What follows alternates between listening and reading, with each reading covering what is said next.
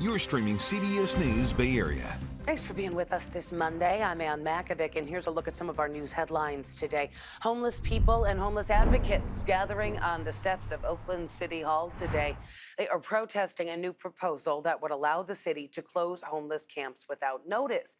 It would also allow police to arrest homeless people who repeatedly set up camps. Officials keep trying to make homelessness go away through punishment and displacement. Nothing good has ever come from giving police more power to carry out evictions or criminalizing poverty.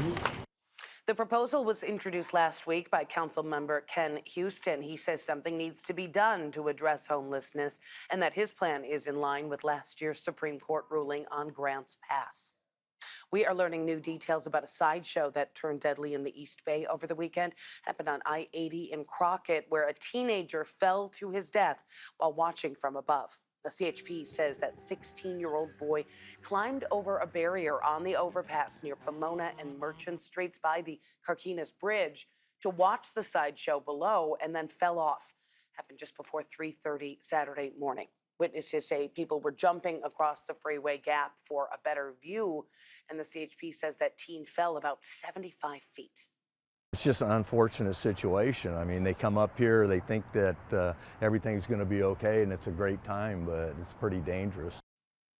Officers say that sideshow involved more than 100 vehicles. Layoffs reportedly coming to a San Francisco mental health nonprofit. According to the Examiner, almost 200 employees could soon be out of work. The employees run a 24/7 peer run line, which gives people in crisis an alternative to calling 911. The Examiner reports the Mental Health Association of San Francisco plans to lay off around 2/3 of its staff. That is reportedly because of cuts in state funding.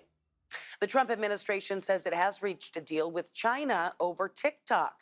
Congress passed a ban last year out of bipartisan concern that TikTok posed a national security risk. But President Trump has delayed enforcement of that ban 3 times. U.S. Trade Representative Jamieson Greer says that national security was a big component of the deal.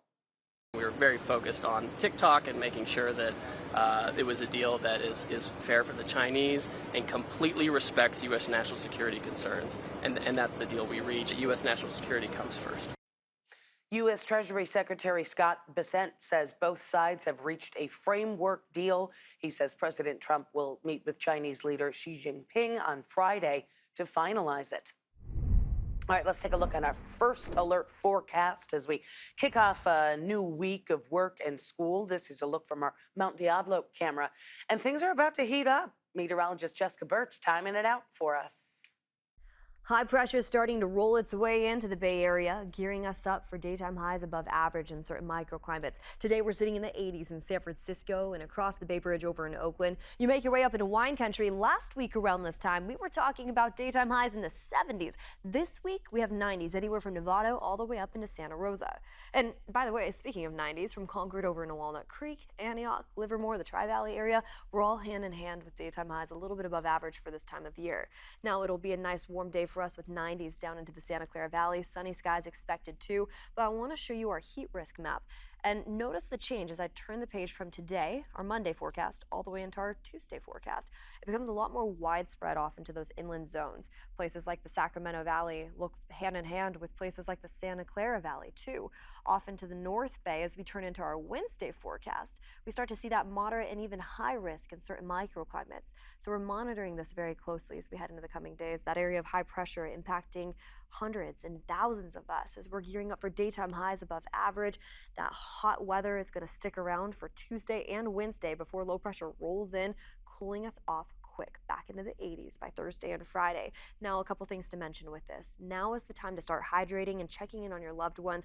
Daytime highs are expected to be above average as we head into the next couple days, so you're going to want to take it slow in the mid portion of the day when those UV rays are strong. And you're also going to want to just, push off those lovely walks with the dogs or the kiddos at the park into the early morning hours, or push them off into the late evening hours too. We'll keep you updated on this heat wave here in the Bay Area. It looks like it's going to be beautiful though as we dive into this weekend. Back to you. Well, would you be willing to pay more in taxes to provide a lifeline for public transportation?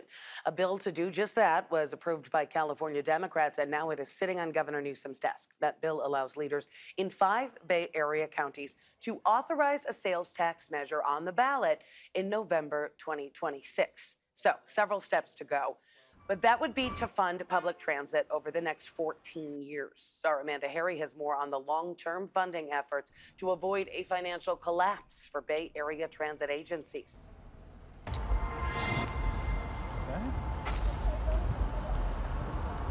For Carter Lavin, public transit is a way of life. I use it all the time. Lavin usually takes the bus, BART, and even the ferry, and he uses his bike to get around in between. He says all those options are necessities for those who use them and for those who don't. Without BART, freeways are a parking lot. Without the local bus, people are not able to get to work. But whether or not public transit stays running and reliable is up in the air. The agencies need funding to stabilize, or Bay Area residents could see devastating cuts to services. Friday night, the California legislature passed SB 63. A bill aimed at raising and allocating funding for public transit, which is one of the most important pieces of legislation for Bay Area transportation, our future. State Senator Scott Wiener co-authored the bill to try and fulfill a growing need for his constituents. BART, Muni, Caltrain, AC Transit, they're at serious risk of major service cuts if we don't stabilize them for the long run. And so this legislation will authorize a 5-county ballot measure to raise revenue for these systems to stabilize them. It's long overdue and it's incredibly important. Those 5 counties are Alameda, Contra Costa, San Francisco, San Mateo, and Santa Clara. It would be a new sales tax that would go towards the funding. The default rate is 1/2 cent. In San Francisco, it would be 1 cent to support Muni. None of us likes to pay more taxes, but we're going to have to really explain to the voters and make the case that this is essential and that it's worth doing this, because the alternative is just not tenable. Wiener says without the funding, BART could collapse, and Lavin agrees. Without this funding, we're looking at 85% reduction in BART service. That is stations being closed. That is communities not having a BART. That is people uprooting their lives. The measure still has to be approved by Governor Gavin Newsom. Then signatures need to be collected to get it on the ballot in November of 2026. Lavin says this measure could change the trajectory of Bay Area transit. If it passes this fall 2026, that will provide hundreds of millions of dollars every single year for transit throughout the big 5 Bay Area counties for 14 years to come. So this is a long-term investment. This is this kind of foundational piece of transit funding that the Bay Area has always lacked. Governor Newsom faces an October deadline to approve or veto the measure. Still ahead here on CBS News Bay Area. Bay Area veterans getting the help and resources they need from a nonprofit program in the East Bay. How a formerly homeless veteran started a life-changing program. It's about getting veterans that serve their country to serve their community. So we give them that new mission. Plus, Thrive City cheering on the Valkyries in their first playoff game ever. How the team needs to win in San Jose to keep their season alive. In the Bay Area, a new WNBA franchise is taking flight. Catch this first-in-a-lifetime inaugural season as the Golden State Valkyries play live on KPIX and KPIX+. Well, we're kicking off this week's forecast with warm weather widespread throughout the Bay Area, but where we really notice it's our inland microclimates, where we're under a moderate heat risk as we head into this afternoon. That's going to be places like the East Bay, the Santa Clara Valley, and all the way up in Hawaiian country too, with mid-90s in the forecast today. Tomorrow, upper 90s as we head into our Wednesday forecast before temperatures drop quick back down into the low 80s as we head into Thursday and Friday. That's as a low pressure moves in. Now, we're going to notice that warm influence too along the bay with 80s today and tomorrow, 70s by the weekend. We are learning new details about the man accused of killing conservative activist Charlie Kirk last week. The suspect is a former high school honor student who grew up in Utah. In a series of TV appearances yesterday, Utah Governor Spencer Cox, a Republican, said that suspect Tyler Robinson's friends and family claimed that he was radicalized to the left. But state records show the alleged gunman was registered as unaffiliated and didn't even vote in 2022 or 24. Governor Cox also noted that the suspect had a roommate who was a romantic partner and said the FBI confirmed the roommate is transitioning genders. He added investigators have not determined if that's relevant to the case. I will say that that person has been very cooperative with authorities. This person did not have any knowledge, was shocked when they found out about it. According to a probable cause affidavit, the roommate showed law enforcement messages allegedly from the suspect that mentioned leaving a rifle in a bush wrapped in a towel, which is similar to how investigators described finding the murder weapon. The Utah County attorney is expected to file formal charges against the suspect tomorrow. Military veterans who are struggling with homelessness are finding some hope today in the East Bay. Nonprofit groups are providing resources at the Contra Costa County Fairgrounds. Dalin talked with some of the attendants.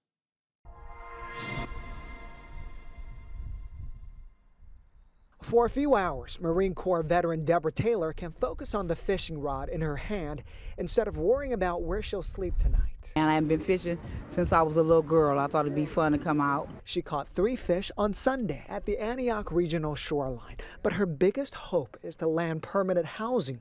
Right now, she sleeps in her car. I'm hoping to find housing in Antioch, city of Antioch. Deborah attended the 4-day Veterans Resource Fair known as Stand Down on the Delta this weekend to connect with service providers. The free event is organized by Delta Veterans Group. About 70 organizations came together at the Contra Costa County Fairgrounds to provide veterans with services like haircuts, medical checkups, dental care, food, and housing placement. The fishing trip is about more than catching and releasing. It's about healing the mind. It's about getting veterans that serve their country to serve their community. So we give them that new mission, and this fishing is part of that, is to really teach them how to reconnect into their community so then they can launch off just like they did in the military. J.R. Wilson, founder of Delta Veterans Group, says if veterans can thrive mentally, they're more likely to succeed physically. Navy veteran Gabriel Alfonso is living proof. I was homeless on the streets with my dog. Then it felt like no one cared for me. And my life changed when I walked through those doors of the Stand Down. He found a job, a home, and a new life. Now he volunteers at the event, his new mission. It's nice to be able to encourage and give hope to another veteran because I've been in their shoes before. Say, yeah, I need a hand up. Can you help me out? When they're willing to do that, there are 1.3 million hands being stretched out to try and help them. Deborah is ready to take that hand. She served her country for 4 years. Now she just wants a roof over her head. I have an interview on Monday, so prayerfully things will work out. I feel very optimistic. I think things are going to turn around. Ooh, sending her good interview vibes. The organizer, Delta Veterans Group, estimates they're going to help around 500 veterans and their families during this 4-day event. Treasure Island's newest waterfront park is now officially open to the public. It's called Cityside Park, and this morning it is greeting ferry passengers as the first stop on Treasure Island. We met up with Rose Lowe, who lives on Yerba Buena Island, and she says the views of the San Francisco skyline are stunning. The view is just spectacular, and this is the perfect place to put it because it's not obstructed by anything. You have a clear view, get to see the whole city. You get to see the Golden Gate. Yeah. You've got the wind that we love. So the park is just 6 acres for now, but it's going to start to grow as more housing eventually goes up, and it will eventually stretch 18 more acres along Treasure Island's western edge. The Golden State Valkyries hosting their next playoff game Wednesday at SAP Center in San Jose, and they're going to need to win that one or the postseason is over. The Valkyries made their playoff debut yesterday against the top-seeded Lynx in Minnesota, and the Lynx cruised to a win. Final score 101-72. Valkyries facing elimination this Wednesday in the best-of-3 series. The team has never beaten the Lynx this season, but the Valkyries have defied expectations all season long, and as Kelsey Thorne found out that underdog mentality fueled the fire at the watch party in Thrive City. The early tip time didn't stop hundreds of fans from heading over to Thrive City Sunday to catch the Valkyries' first ever playoff game. I woke up at 6 in the morning to get ready for this game. Oh, when you come out early, you're a fan.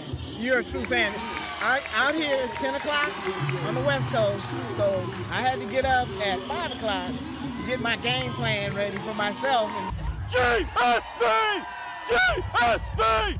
The Valks face the #1 seed Minnesota Lynx in Minnesota. And while fans knew it was going to be a tough game to win, they remained hopeful their team could pull it off. This is crazy that we're even this deep into just playing basketball still. So 8 seed in playoffs, that's tremendous. You can only be beat so many times before you start winning.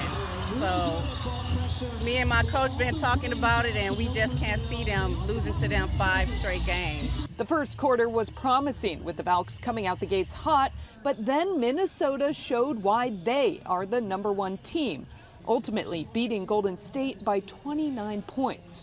Still, these fans are holding on to hope that the Valks could pull off an upset. The series is best of 3, and the next game will be played here in the Bay Wednesday night. This was a blip, right? Now they know what they need to do.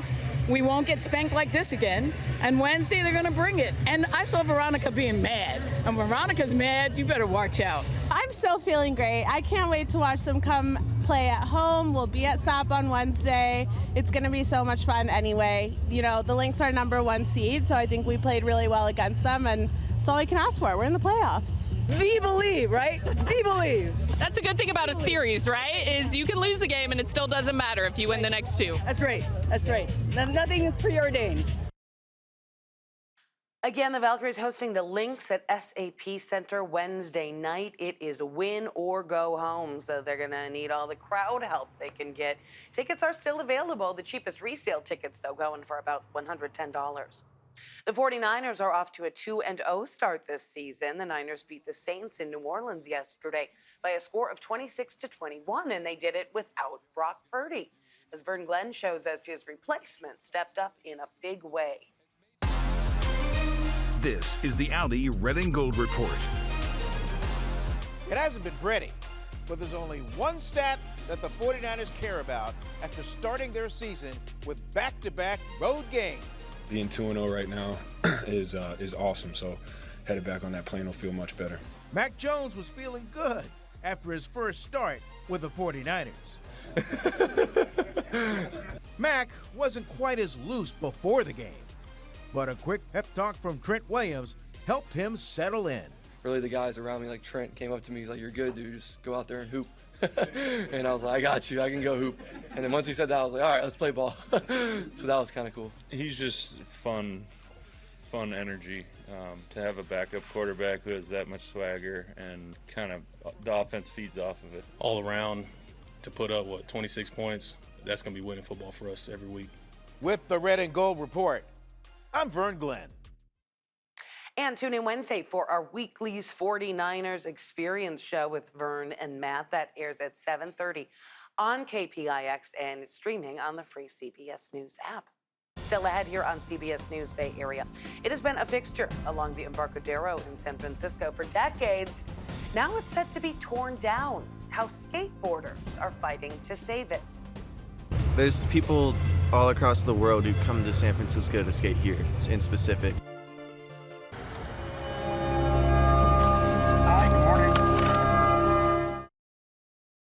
With 80s near San Francisco and Oakland, it's making for a warm day, but you head over into our inland spots. You probably want to take it a little bit slow as we head into the afternoon hours today. We're gearing up for daytime highs above average in places like Contra Costa County up into Solano County. We turn the page all the way into our Tuesday forecast. Notice how there's little specks of red down closer to the foothills near the Santa Clara Valley. That's a high heat risk as we head into our Tuesday setup. On Wednesday, that moderate becomes a lot more widespread in the orange color. So a lot of changes as we kick off this work week's forecast, but the crazier change has to do with Wednesday into Thursday's forecast. As low pressure rolls in, it cools us off fast fast from the upper 90s to the lower 80s with cloudy skies, a chance of some dry lightning in the forecast too. And that'll be the case Friday and Saturday with a lot more mild weather right around the corner. Over to you. Thanks, Jess. In San Francisco, the debate over the city's decision to pull down Valkyries Fountain in the Embarcadero Plaza is heating up. That plan is to build a new multi-million-dollar park that would end up being twice the size of Union Square. Amanda Harry spoke with a group of skaters that say the fountain's loss would be devastating.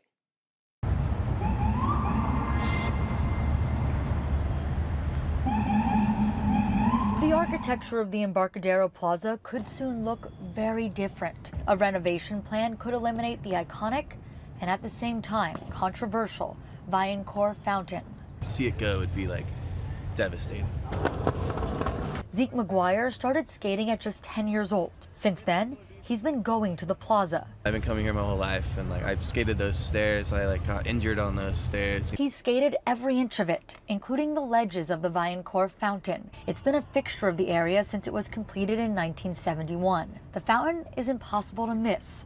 Boxy concrete tubes that stand about 40 feet high. It's been the backdrop of more skateboard videos than anyone can count. It's extremely awesome. It's like there's people all across the world who come to San Francisco to skate here in specific, you know, so like for it to be gone, like people would come and visit here and they wouldn't be here anymore. So like I would say get it in before it's gone. San Francisco Recreation and Parks announced the Embarcadero Plaza renovation project last year.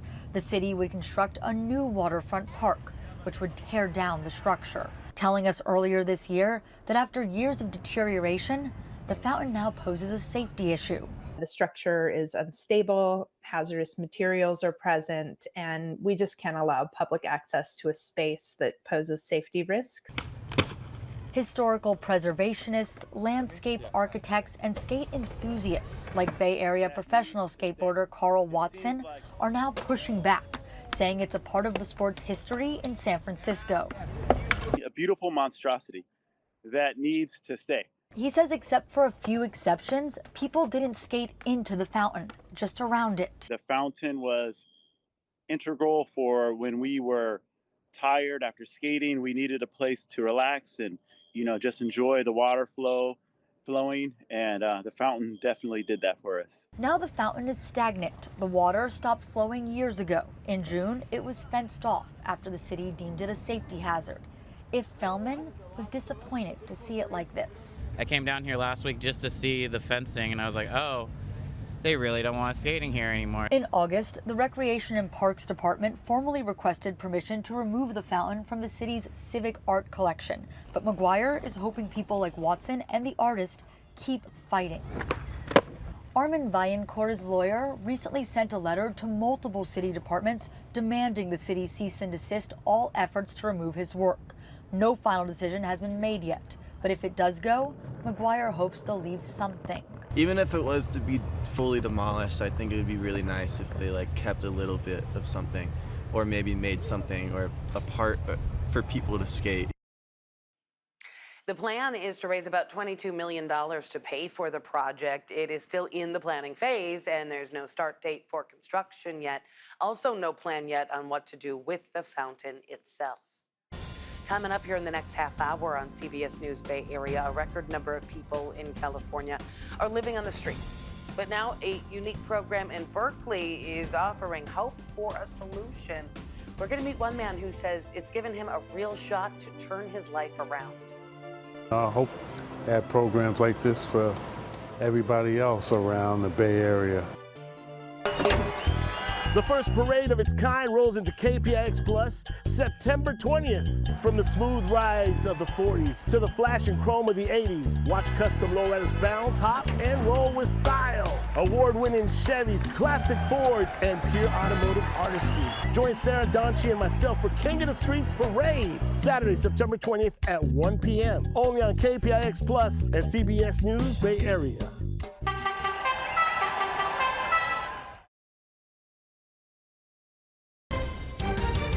You're streaming CBS News Bay Area. Thanks for being with us this Monday. I'm Ann Makovic, and here's another look at some of our news headlines. Homeless people and advocates gathering on the steps of Oakland City Hall today. The group is protesting a new proposal that would allow the city to close homeless camps without notice. It would also allow police to arrest homeless people who repeatedly set up camps. A proposal was introduced last week by Councilmember Ken Houston. He says something needs to be done to address homelessness and that his plan is in line with last year's Supreme Court ruling on Grants Pass. We are learning new details about a sideshow that turned deadly in the East Bay over the weekend. Happened on I-80 in Crockett, where a teenager fell to his death while watching from above. The CHP says a 16-year-old boy climbed over a barrier on the overpass near Pomona and Merchant Streets by the Carquinez Bridge to watch the sideshow below and then fell off. Happened just before 3:30 Saturday morning. Officers say the sideshow involved more than 100 vehicles. And the Trump administration says it has reached a deal with China over TikTok. Congress passed a ban last year out of a bipartisan concern that TikTok was posing a national security risk. But President Trump has delayed enforcement of the ban 3 times. The U.S. Treasury Secretary says both sides have reached a framework deal. He says President Trump is going to meet with Chinese leader Xi Jinping on Friday to finalize it. All right, let's get another check on our first alert forecast now. Beginning of a new work week. Here's meteorologist Jessica Birch. High pressure is starting to roll its way into the Bay Area, gearing us up for daytime highs above average in certain microclimates. Today, we're sitting in the 80s in San Francisco and across the Bay Bridge over in Oakland. You make your way up into wine country. Last week around this time, we were talking about daytime highs in the 70s. This week, we have 90s, anywhere from Novato all the way up into Santa Rosa. And by the way, speaking of 90s, from Concord over into Walnut Creek, Antioch, Livermore, the Tri-Valley area, we're all hand in hand with daytime highs a little bit above average for this time of year. Now, it'll be a nice warm day for us with 90s down into the Santa Clara Valley. Sunny skies expected too, but I want to show you our heat risk map. And notice the change as I turn the page from today, our Monday forecast, all the way into our Tuesday forecast. It becomes a lot more widespread off into those inland zones. Places like the Sacramento Valley look hand in hand with places like the Santa Clara Valley too. Off into the North Bay, as we turn into our Wednesday forecast, we start to see that moderate and even high risk in certain microclimates. So we're monitoring this very closely as we head into the coming days. That area of high pressure impacting hundreds and thousands of us as we're gearing up for daytime highs above average. That hot weather is going to stick around for Tuesday and Wednesday before low pressure rolls in, cooling us off quick back into the 80s by Thursday and Friday. Now, a couple things to mention with this. Now is the time to start hydrating and checking in on your loved ones. Daytime highs are expected to be above average as we head into the next couple days, so you're going to want to take it slow in the mid portion of the day when those UV rays are strong. And you're also going to want to just, push off those lovely walks with the dogs or the kiddos at the park into the early morning hours, or push them off into the late evening hours too. We'll keep you updated on this heat wave here in the Bay Area. It looks like it's going to be beautiful though as we dive into this weekend. Back to you. New numbers from the California Budget and Policy Center show just how many people are struggling right now. More than 17% of people in our state are having difficulty meeting their basic needs. California tied with Louisiana for the highest poverty rate in the nation, and children have suffered the most. Child poverty has doubled, more than doubled in California between 2021 and 2024, now approaching 19%. And that reality has led to record rates of homelessness in California. When we talk about the challenges of solving the crisis, it's sometimes easier to point fingers and talk about what's not working.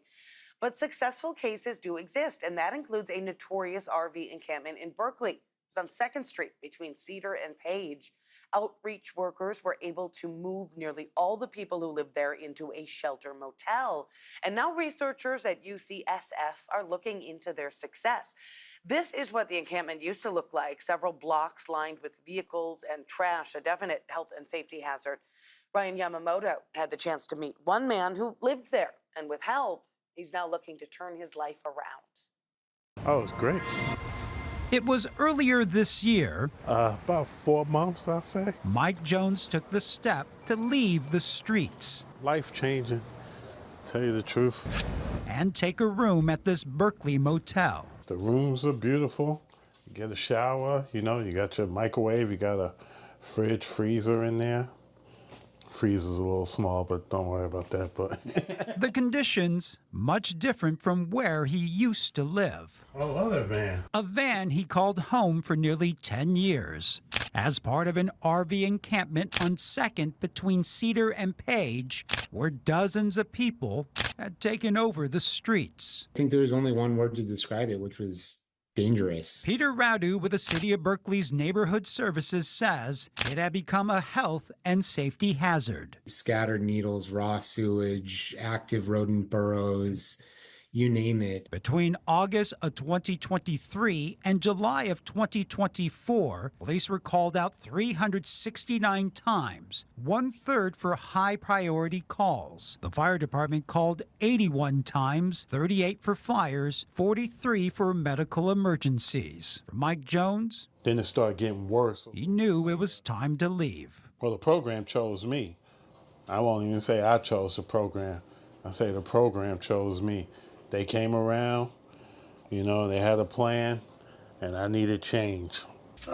And it wasn't just Mike, but nearly everyone living in the encampment made the choice to leave after the city of Berkeley took a different approach. Through funding from the state's Encampment Resolution Fund, they offered cash for RVs, $175 per linear foot, about $5,200 for a 30-foot vehicle. If folks are really attached to this RV as their last remaining asset, that asset is not liquid. What if we liquefy that asset for them in the form of a cash payment? And we found that overwhelmingly, for 29 out of the 32 vehicles that we targeted this to, the answer to that was yes. And it worked, where today, 2nd Street between Cedar and Page looks like a completely different world.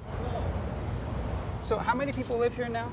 36 people. And that was a big encampment. Oh, for sure. Big encampment. Rashawn Atkins works with Dorothy Day House that runs the motel, where people from the 2nd Street encampment now live as a community. The goal to move them from the motel and into permanent housing. We've had 4 to 5 different people that have moved into permanent housing, and we've had some people reunite with family, which is really important because a lot of times when you're out in an encampment, you're disconnected from your children or your sisters and brothers, and so they've had the opportunity to reconnect with family.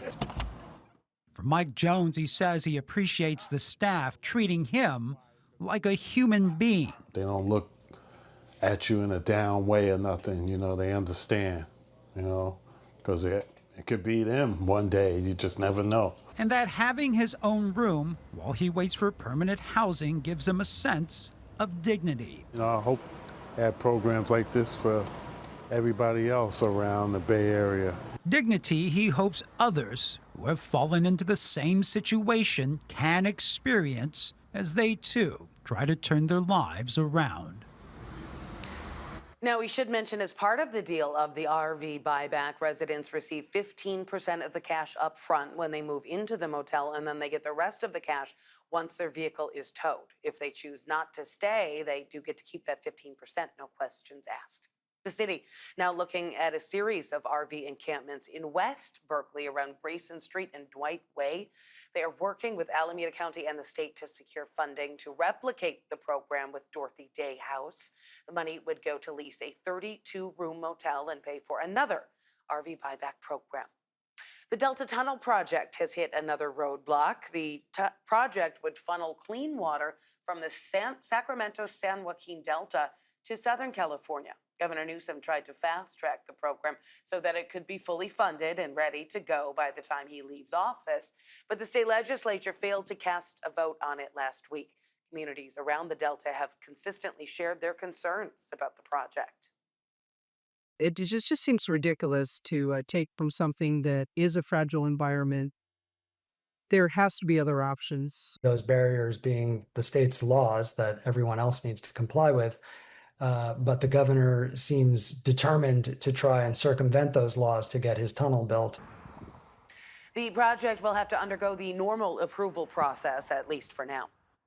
CBS News California investigates. We have been introducing you to the people who want to be our next governor. California correspondent Julie Watts sat down with 11 candidates who have officially entered the race so far. We were the largest privately owned employer in the state of California. We're in business for 90 years, and now we're out of business. And why is that? Overregulation, the policies in California where our competition outside of it didn't have to abide by those. Each day, Julie brings you one question with one candidate to give you early insight into who they are and why they want to be your next governor. Today, Julie sits down with Leo Zaki. Leo Zaki is one of the Republicans running to replace California Governor Gavin Newsom when he terms out next year. He lives in Los Angeles, describes himself as a business owner, entrepreneur, and host, and he was previously vice president of Zaki Farms. He says he's running for governor to, quote, bring common sense solutions to save my home state. We sat down with each candidate for an in-depth interview covering all the issues that matter to you. But we began by asking what they think our current governor and legislature did right and what they would have done differently. That's one question with Leo Zaki. What is something you think that Governor Newsom did well? I was actually having this conversation last night. Nobody can actually speak to that because there isn't anything he's done well. In my opinion, I don't see any real success coming out of his office that's impacted people in such an amazing way. Anything specific that you would have done differently? Everything. Can you give us an example? Okay. Raising the minimum wage on fast food workers with the exclusion of bakeries, because Panera Bread, the owners of that, gave him a wonderful large campaign contribution, and so they're exempt from that. So there's a lack of consistency there and clear bias. So you can't have these biases when you're making regulations like that. It's either all across the board or you don't do it. What is one thing over the last couple of years that you think the legislature did well? Again, I don't see anything positive coming out of the legislature. It always seems to be negative. There's always an increase in attacks here, or there's some restriction that's being put on the people. And it's always very one-sided, and it's this hive mind sort of mentality. And the people have lost, that are elected, that is, have lost the concept that the rules and the regulations they pass impact everybody. And they're not focusing on being Team California. This is very much fall in line doctrine, rhetoric, do as you're told, don't ask questions, sign the bill, push it through. Well, Julie recently moderated the California Governors Forum hosted by APAPA and Sacramento State. You can watch the full forum on our website, KPIX.com, or on our YouTube channel. Coming up next here on CBS News Bay Area, ahead of this weekend's Lowrider parade in San Francisco, we are meeting the artist who styled some of the souped-up rides you'll see cruising down the city. It's over 100 cars. You're gonna see a lot of cars over there at the parade in the city. So it's gonna be a lot of my work right there.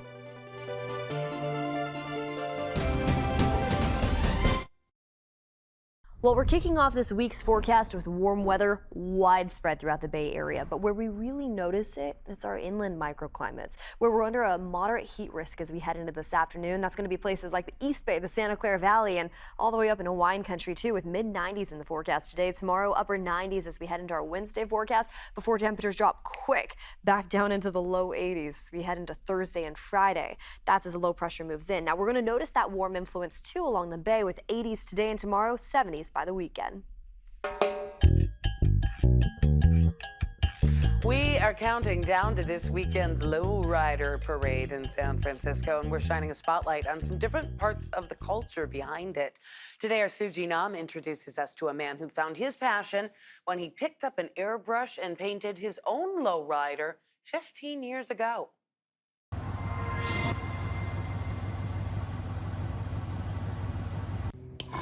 The rhythmic hum of the airbrush machine fills the air as Eric Avalos, a lowrider mural artist, works out of his shop in Hayward. The background is going to be the Golden Gate. Precision is key. Each stroke of his airbrush brings these details to life. Like this one, it takes like a week, 2 weeks to do just the airbrushing. His journey as a lowrider mural artist began about 15 years ago. Avalos traded his chef's apron and kitchen utensils for some painting supplies and a blank canvas. I started my garage like way back in the days. And for the past 5 years, he's been painting lowriders showcased in the San Francisco Lowrider Parade. It's over 100 cars. Like every single car is like I say, it's different. There's patterns. You're gonna see a lot of cars over there at the parade in the city. So it's gonna be a lot of my work right there. Avalos believes lowriders are more than just cars. They bring people together to celebrate community and culture. You can play with it. You can load the front and then be riding with the front end all the way up. It's like music to his ears. This is the car they bring me business because that was the first car I did like I said 15 years ago. And we paint cars, it comes from your heart, your soul, your mind, you know, and it tells a story. Roberto Hernandez, the founder of the San Francisco Lowrider Council, is looking forward to this year's parade and the message they hope to send. With all the war that's going against immigrant Latinos, you know, and the bad things that are being said about us, this is where we are standing up and show the art in our culture, our indigenous roots. And for Avalos, he's making the final touches on these lowriders that will soon be rolling down Mission Street. My favorite part is when they take our cars to the shows and then winning trophies. But for Avalos, the best trophy of it all is the reward of seeing everyone's smiles from the joy that art brings.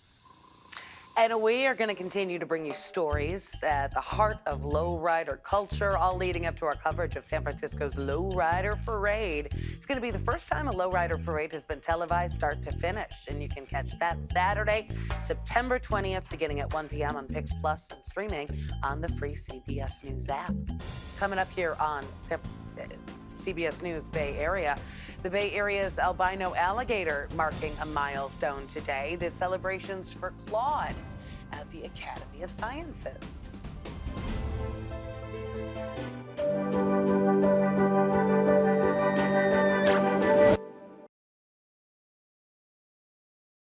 With 80s near San Francisco and Oakland, it's making for a warm day, but you head over into our inland spots, you probably want to take it a little bit slow as we head into the afternoon hours today. We're gearing up for daytime highs above average in places like Contra Costa County up into Solano County. We turn the page all the way into our Tuesday forecast. Notice how there's little specks of red down closer to the foothills near the Santa Clara Valley. That's a high heat risk as we head into our Tuesday setup.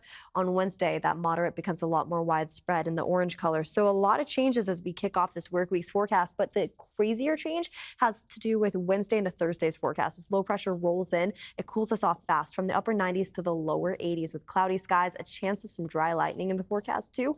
And that'll be the case Friday and Saturday with a lot more mild weather right around the corner. Over to you. Well, you might call him a little bit of a Bay Area celebrity. The albino alligator at the California Academy of Sciences is turning 30 years old today.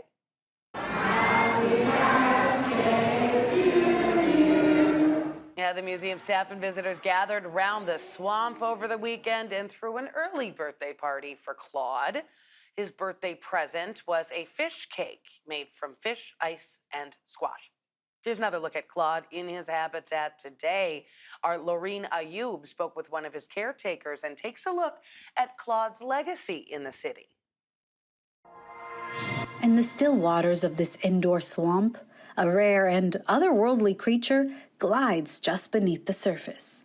Claude, an albino alligator and one of the most beloved residents of San Francisco's California Academy of Sciences, is celebrating a milestone few of his kind ever reach, his 30th birthday.